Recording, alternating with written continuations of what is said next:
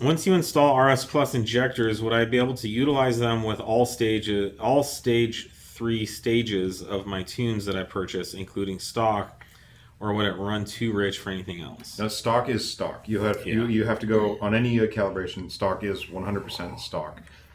If you want, we will often put up a stock with hardware essentially file that has just the adjustments needed for the hardware you've got. If there's some specific reason you need that, but generally no, it would be just stock. But as far as your question, we have stage 3 files for the RS Plus injectors.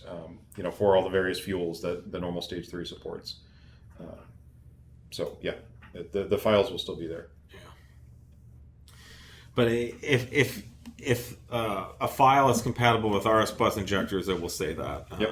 You cannot run any file with RS Plus injectors that isn't for the RS injector. Plus Yeah, injectors. And this is the case with all hardware. This is the case with a turbo, or I don't know, in the old days we had MAF sensors. You can't run a big MAF tune with a small MAF tune. So all the hardware and software have to be compatible and built into that tune and that calibration. So if you do run RS Plus injectors, you will have to run the RS Plus tunes specifically for those injectors.